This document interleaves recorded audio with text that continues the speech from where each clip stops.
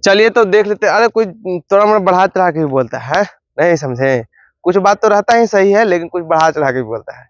तो चलिए, पिछले दिन हम लोग परसेंटेज हमने देखा था, है ना? जितने सारे रूल्स फार्मूला तेरे को लिखवाए नहीं, बिना फार्मूले के सब परसेंटेज बन गया, है कि नहीं? तो आज हम लोग जो भी प्रश्न आपसे छूट गया है उसको हम लोग कोशिश करेंगे कि बना के खत्म करेंगे, है कि नहीं? तो कौन सा प्रश्न आपको छूट गया है बताइए। क्वेश्चन नंबर 11 देख लेते हैं। क्वेश्चन नंबर 11 में कुछ हकीकतें भी होती हैं, कुछ झूठ भी होती हैं। यहाँ दिमाग में आदमी को रखना पड़ता है कि आदमी क्या चाहती है, सामने वाला क्या हमसे चाह रहा है, और उसकी मन की बात जान गए और उसने बात कर लिए तो आपसे वो क्या हो जाएगा, आपका फैन आदमी बन जाएगा। देखो 11 नंबर में प्रश्न है, ध्यान दो कि एक चुनाव में 2 उम्मीदवार थे। माने एगो चुनाव हुआ मुखिया का, चाहे कुछ विधायक कुछ भी चुनाव हो, उनमें 2 आदमी खड़ा हुआ। उम्मीदवार उसको कहते हैं जो चुनाव में खड़ा होता है जीतने के लिए, है कि नहीं? तो एक चुनाव में 2 उम्मीदवार थे। तो मान लो पूरे लिख देते हैं प्रश्न, पहले लिख देते हैं। तो देखो प्रश्न समझो। एक चुनाव में 2 उम्मीदवार थे जिसमें कुल मतदाताओं में से 5% ने अपना मत प्रयोग नहीं किया। सफल उम्मीदवार 50% मत लेकर, 50% जो मत लिया होगा तो वैध मतों का होगा। जितना भी आदमी वोट दिया होगा उसका 50% लिया होगा, 5% तो देवे नहीं किया, है ना? तो 50% मत लेकर 2000 मतों से विजयी रहा। पराजित उम्मीदवार को कितना मत मिले? पराजित उम्मीदवार जो हार गया उसको कितना मत मिला होगा, है कि नहीं?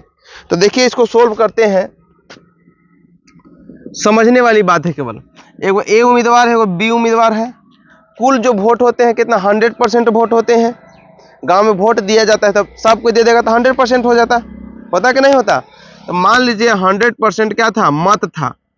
100% मत था, लेकिन 5% तो दिया ही नहीं, 5% दिया ही नहीं। तो दिया क्या प्रतिशत? 95% मत दिया ना। बोल रहा है कि जो उम्मीदवार था जीतने वाला वो 50% मत ले आ और 2000 मत से जीत गया। तो ये 50% अगर ये लेगा, ये 50% इसका लेगा तो ये क्या प्रतिशत बच जाएगा? 45%। यानी कि ये हारने वाला हो गया। ये हारने वाले को मिला 45% और जीतने वाले को मिला कितना? जीतने वाले को मिला 50% से जीता। लेकिन कितना से जीत गया बाबू? 2000 मत से जीत गया। यानी कि इसका जो 50% लाया है वो 45% से 2000 नंबर ज्यादा लाया होगा, 2000 वोट ज्यादा लाया होगा, यही ना? तो जो देखिएगा तो हम कहेंगे क्या कि जीतने वाला उम्मीदवार कितना लाया था? जीतने वाला उम्मीदवार माइनस हारने वाला उम्मीदवार बराबर क्या करेंगे? 2000, क्योंकि 2000 से जीता है जीतने वाला उम्मीदवार, है ना? तो जीतने वाला उम्मीदवार कितना लाया है? 50%। हारने वाला 45%। और कितना नंबर लाया था? 2000। तो देखो यहाँ पे मान लियो कि जो वोट था 100% था, है कि नहीं? तो अगर वोट की मान लीजिए संख्या क्या होगी, x होगी। मान लो वोट की जो संख्या थी, वोट की संख्या x होगी। अब कितना x है? तो यानी कि x का लाया कितना? 50%। x का लाया कितना? 45% लाया। और कितना अंक से जीत गया, कितना वोट से जीता? 2000 वोट से जीता। तो अंतर कितना हुआ? वो 5% का अंतर हुआ। तो कितना हुआ? 2000 का। हारने वाला पूछ रहा है क्या? हारने वाला। तो 1% बराबर कितना होगा? 2000/5। तो 45% बराबर, 45% बराबर कितना होगा? 2000/5 गुने 45 होगा कि नहीं होगा? 2000/5 गुने 45 होगा कि नहीं होगा? एक ही नियम। 4 केले का दाम 8 रुपया है तो 3 केले का दाम कितना होगा? तुम्ही से पूछेंगे, रुको। 4 केले का दाम 8 रुपया है तो तीन केले का दाम कितना होगा?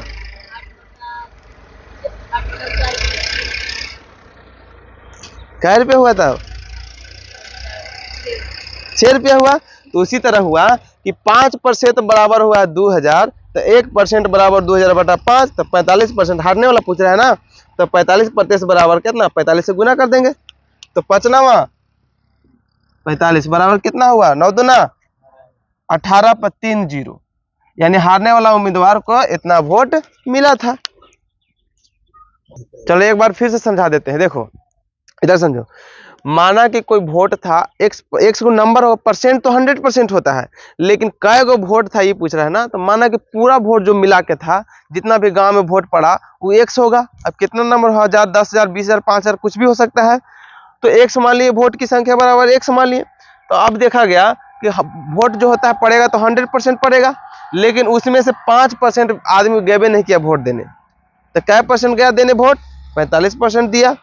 अब इस 95% दिया, सॉरी 95% दिया। अब इस 95% में जो जीता था वो 50% वोट ला करके 2000 वोट से जीत गया।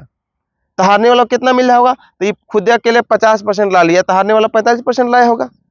तो यही दोनों का अंतर कितना हो गया, 2000। जीतने वाला और हारने वाले में वोटों की संख्या का अंतर कितना हुआ, 2000 वोट हुआ। तो यही हुआ कि जीतने वाला का उम्मीदवार का प्रति वोट माइनस हारने वाला के उम्मीदवार के वोट बराबर कितना हो गया, दोनों का अंतर कर दिया तो कितना हुआ, 2000 हुआ ना। अब वोट था मान लो कितना था, एक्स था, तो एक्स का जो जीतने वाला था एक्स का 50% लाया, माइनस एक्स का जो हारने वाला 45% लाया, बराबर 2000। तो दोनों का अंतर कितना हुआ, यहाँ पे एक्स बराबर अगर कर दिया जाए तो कितना हुआ अंतर, दोनों का कितना हुआ वोटों का अंतर। इसको एक्स लिखने की जरूरत भी नहीं है, एक्स हमको कुल वोट की संख्या तो नहीं ना पूछ रहा है, एक्स लिखने की जरूरत भी नहीं। तो दोनों का अंतर कितना हुआ, 5%। तो 5% का जो हुआ, 5% कितना के बराबर है, 2000 वोट के बराबर है ना। तो 1% तो 2000 बटे 5 के प्रतिशत। यहाँ भाग भी दे सकते थे, हम भाग नहीं दिए, आगे जाके भाग दिए, गुना किए। तो 45% वोट कितना प्रतिशत के बराबर होगा, तो 2000 बटे 5 गुने 45, तो 9 5 45, 9 दूना 18, इतना आंसर। अगर यही पूछ देता कि कुल वोट कितना था, कुल वोट कितना था, तो 100% वोट था। कुल वोट अगर पूछ देता तो वोट था 100%, तो यानी कि हम यहाँ पे लिख देते हैं कि 1% बराबर कितना था, 2000 बटा 5 था। तो कह रहा है कुल वोट, तो कुल वोट कितना होता है 100%, तो गुने 100% वोट रहेगा तो क्या होगा, 100% बराबर 2000 बटा 5 गुने 100, ये हो जाता कितना, ये हो जाता 20। अब 20 दूना 40 पर 3 0, यानी कि 40,000 कुल वोट था। तो हारने वाला कौन कितना लाया, 18,000 वोट लाया। तो जीतने वाला कितना लाया होगा, 20,000 वोट। अंतर 2,000 का नहीं जी, देखो हारने वाला जब 18,000 ला ही दिया तो जीतने वाला 20,000 लाया होगा, तभी तो अंतर 2,000 वोट से जीता। समझ में आया बात। अगर यही पूछ देता कि जीतने वाला उम्मीदवार कितना वोट लाया, 50% लाया है, तो 1% बराबर अगर इतना है तो 50% बराबर क्या होगा, 20,000 ना होता। देखो 20,000 होता है कि नहीं होगा। अभी यहाँ पे खुद बोल रहा है कि अपने से भी सोच लो, है कि नहीं। यहो दिखा देते हैं, ये तो होगा किसका वोट, कुल का वोट 40,000 वोट पड़ा था, ठीक है। और कितना वोट नहीं पड़ा था, कितना वोट नहीं दिया गया, तो 5% का वैल्यू निकालेंगे। यानी कि 5% वैसे 2000 देल है कि 5% वोट नहीं पड़ा था, तो 5% का वैल्यू दिया है 2000।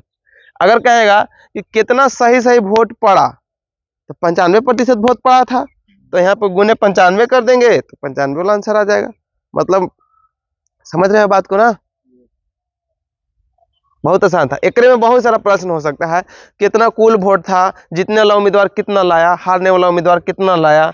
इसके बाद और क्या कह सकते हैं, कितना मत नहीं दिया गया, मतलब कितना वोट नहीं पड़ा, वो भी कर सकते हैं, है कि नहीं। ये सब अंतर, कोई दिक्कत है इसमें नहीं। चलो ठीक है, नेक्स्ट प्रश्न पूछो। 7। चलो देखो प्रश्न है 13 नंबर 17 नंबर पूछ रहे हो ना, कि किसी शहर में 60% हिंदू हैं, 15% मुसलमान है और शेष ईसाई हैं। यानी किसी शहर में 3 धर्म के लोग रह रहे हैं, हिंदू, मुस्लिम और सिखाई बोल रहे हैं, ईसाई। अब ये तीनों मिलाकर यदि मुसलमानों की जनसंख्या 3000 है, तो ईसाइयों की जनसंख्या कितनी होगी। तो पहले हमको ईसाई को तो दिल है नहीं कि कितना परसेंट ईसाई है कि नहीं। तो ईसाई कितना, पूरा जहां शहर में जनसंख्या कितना होगा, 100% होगा। होगा ना जनसंख्या 100%। तो उसमें से अगर हिंदू दिया है, अगर एज फॉर हिंदू करे तो 60% हिंदू दिया है बाबू, और एम फॉर मुसलमान दिया है 15%। तो अगर ईसाई कितना होंगे, ईसाई 25% होगा ना, 25%, क्योंकि कुल जनसंख्या 100% होता है। तो ये दोनों को जोड़ करके घटा देंगे तो मिल जाएगा हमको ईसाई की जनसंख्या, यानी 25% ईसाई की हो गया। ये 60, 15, 75 और 100 में से 75 घटाएंगे तो हो जाएगा 25%। तो ईसाई की जनसंख्या कितना हुआ, 25%। यही तो निकालना है, लेकिन नंबर में निकालना है, 10 गो है कि 20 गो है कि 1000 गो है कि नहीं। तो देखो मुसलमान की जनसंख्या 3000 है, तो मुसलमान 15% बराबर दिया है, कितना 3000। तो 1% बराबर कितना होगा 2000। तो 25% बराबर कितना होगा, है 3000 है ना जी, 200 होगा सर, 200। हाँ 200 हो, ठीक बोल रहा है, 200 होगा।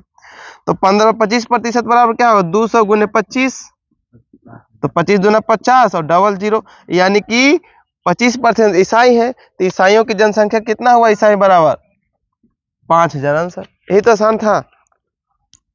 कहेगा सर की कुल जनसंख्या कितना था, अगर पूछ देगा कुल जनसंख्या तो क्या होगा, 1% बराबर इतना हुआ, तो 100% बराबर कितना होगा, 200 पर 2 0 बिठा दो, 100% कुल जनसंख्या पूछता तो, लेकिन कुल तो पूछा ही नहीं। अगर इसी में पूछ देता कि हिंदू की जनसंख्या कितना है, तो अगर 1% बराबर कितना आया 200, तो हिंदू 60% है, तो 60% बराबर 200 गुने 60, आंसर नहीं आया। तो कुछ पूछ सकता है, तो अपने अगर अंडरस्टैंडिंग रहेगा तो अपने से सब बना सकते हो क्या। और कौन सा प्रश्न बोलो। चलो तो इसको देख लेते हैं। दिनेश की आय का 80% खर्च कर देता है, जो दिनेश है उसका आय होगा, है ना, और उसका 80% खर्च कर देता है। यदि उसकी आय में 16.2/3% की वृद्धि हो जाए तो उसकी खर्च में 37.1/2% की वृद्धि हो जाती है। तो बताइए कि उसकी अब प्रतिशत बचत क्या है। देखिए कोई भी आदमी है, अगर उसका आय आमदनी ज्यादा हो जाता है तो खर्च भी ज्यादा करने लगता है कि नहीं। तो अगर आय में 16.2/3% की वृद्धि करता है तो उसका जो खर्च हो जाता है वो अपना खर्च भी बढ़ा लेता है, कितना परसेंट से, 37.1/2% से अपना आय खर्च को भी बढ़ा देता है कि नहीं। ज्यादा पैसा आता है तो ज्यादा खर्च होगा, करने लगता है आदमी। तो बोल रहा है कि अब बताइए उसकी बचत प्रतिशत क्या है, बचत प्रतिशत में बताना है। तो हमको इसको करने की जरूरत नहीं है, यहाँ पे 350/3 कर देते, छोड़िए हटाइए। अब देखिए यहाँ पे क्या हो गया कि माना कि आय उसको 100 है। 100 क्यों मान लिए, क्योंकि 100 मानने के बाद कैलकुलेशन करना आसान हो जाता है। हम आय इसको 10 भी मान सकते हैं, आय 1 भी मान सकते हैं, 20 भी मान सकते हैं, 50 भी मान सकते हैं, लेकिन और दूसरे नंबर को मानेंगे अगर आय बराबर, तो उसको हम कैलकुलेशन करने में आसान नहीं होगा, कठिन होगा, ठीक है। तो मान लो कि आय उसका 100 रुपया था, तो 100 रुपये का 80% खर्च कर दिया। तो 100 रुपये का 80% कितना होता है, 80% बराबर 80 ना हुआ। तो 100 रुपये का 80% खर्च कर दिया, यानी खर्च कितना कर दिया 80 रुपया। तो बचा उसके पास क्या 20 रुपये बचा, पहले के अनुसार, ठीक है। लेकिन अब कह रहा है कि दिनेश की आय में 16.2/3% की वृद्धि हो जाती है। तो आय पहले था कितना, इतना था 100 रुपये था, अब वृद्धि हो गई 16.2/3% की। तो देखो 100 प्लस 100 का इतना प्रतिशत, तो कैलकुलेट करिए। तो 100 प्लस 100 गुने 50 इसको कैलकुलेट करेंगे तो कितना होगा 16 × 48 = 2 50, 50/3, अब प्रतिशत हटेगा तो नीचे 100 लगेगा। हाँ कौन सा समझ में, का माने क्या होता है, का मतलब गुना होता है। तो बोल क्या रहा है कि यदि उसकी आय में आय का 16.2/3% की वृद्धि हो जाती है। समझ में आया। तो पहले तो इसके पास 100 रुपये था ही, पहले ही से 100 रुपया है, अब इसके आय में इतना प्रतिशत की वृद्धि हो जा रही है। समझ में आया। तो वृद्धि जब होगी, जैसे हम अगर कहेंगे कि हमारे पास 100 रुपया है और 100 रुपया आमदनी मेरा 100 रुपया है, ठीक है, हमारा आय जो है 100 रुपया है, तो उसका 10% की वृद्धि हो जा रही है, मेरे आय में 10% की वृद्धि हो जा रही है। तो पहले से तो 100 रुपया था ही, अब फिर 10% का और वृद्धि हो रहा है, तो किस में वृद्धि हो रहा है, हमारे आय में वृद्धि हो रहा है ना 10%। तो 100 में 100 खत्म, यानी पहले 100 रुपये था, अब 10 रुपया जुड़ जाएगा तो 110 रुपये हो जाएगा। तो उसी तरह यहाँ आय तो दिनेश का पहले है ही था 100 रुपया, अब उसी में 10 उसका 16.2/3% की वृद्धि हो जा रही है। तो इसको किए तो क्या होगा, 100 प्लस 100 गुने 16.2/3%, 100 का 100 यहाँ से और 100 का 100 यहाँ से गुने 16.2/3 बराबर क्या होता है 50/3। अब प्रतिशत को हटाएंगे तो नीचे 100 होगा, 100 कट जाएगा। अब क्या बचा मेरे पास 100 प्लस 50/3, इसका भिन्न के जोड़ निकालेंगे 350/3 हो जाएगा, होगा ना। यानी कि दिनेश का 16.2/3% वृद्धि होने के बाद आय का वैल्यू हो गया 350/3। ठीक है, पहले था 100 रुपया, अब वृद्धि हुआ जब आय में उसका तो 350/3 रुपया हो गया। तो खर्च में वृद्धि कितना हुआ, जब आय में वृद्धि हुआ तो 16.2/3% और तो खर्च में वृद्धि हुआ तो 37.1/2%। तो पहले इसका खर्च कितना था 80 रुपया था, 80 रुपया, और 80 रुपया का 37.1/2% की वृद्धि हुई है। तो 80 प्लस 80 गुने 37.1/2, फिर 80 का 80, 80 का 80 गुना 37 गुना 72, 74 और 75, 75/2 और प्रतिशत हटा तो नीचे 100 हो गया।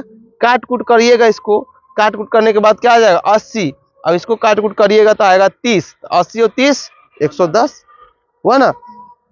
यानी कि खर्च उसका कितना आया 110 रुपया, आय हुआ उसका 350/3, खर्च हुआ 110 रुपया। तो बचेगा कितना, तो आय माइनस खर्च बराबर बचत, होगा कि नहीं। तो बचत बराबर आय, आय 350/3 था, खर्च कितना था 110/1 था, तो बचत कितना होगा, तो उसको घटाइए, घटाइएगा तो कितना आया 20/3%। तो केवल बचत आया, पैसा में आया है, प्रतिशत में नहीं आया है। अगर इसका आय 100 रुपया था और इसका आय यहाँ पे वृद्धि होने के बाद 350 बटा इतना रुपया हो गया, ये सब रुपया में है बाबू, ये सब क्या चीज में है, रुपया में है। तो यह भी कितना इसका बचत होगा 20/3 रुपया उसका बचत होगा। अब -350 फिर -330 प्लस हो जाएगा। अरे बराबर है, ये बराबर है बाबू, ये बराबर है, माइनस नहीं है। ठीक है, तो अब देखो, तो बचत प्रतिशत बराबर क्या होगा, बचत प्रतिशत बराबर, तो बचत प्रतिशत बराबर बचत बटा आय गुने 100, है कि नहीं। बचेगा किस पे, आय पे ही बचेगा ना। तो बचत बराबर बचत कितना हुआ बाबू 20/3, तो 20/3। अब इसका आय कितना था वृद्धि होने के बाद 350/3, तो 350/3 और गुना 100, तो 3 से 3 खत्म, 1 0 से 1 0 खत्म, 20 × 5 100, 7 × 5 35, यानी कि 20 दूना 40 और बटा 7, 40/7 हो गया। यहाँ पे 40/7 को अगर पूर्णांक में बदलिएगा तो 5.5/7% उसका अब बचत होगा। ठीक है, कोई हार्ड था, हार्ड नहीं था, कल समझने वाली बात थी। ये हो गया बेसिक नियम से हो गया। कहीं भी आपको जितना भी प्रश्न आप बनाए होंगे किताब में आपको दिया होगा, इसी नियम से दिया होता है, बेसिक नियम से, है कि नहीं। तो चलिए, ये हो गया हम लोग का प्रतिशत वाला आज चैप्टर समाप्त हो गया। पहले तो अगले दिन से हम लोग लाभ हानि की ओर चलेंगे। ठीक है, तो चलिए ठीक है, ओके, बाय बाय सबको।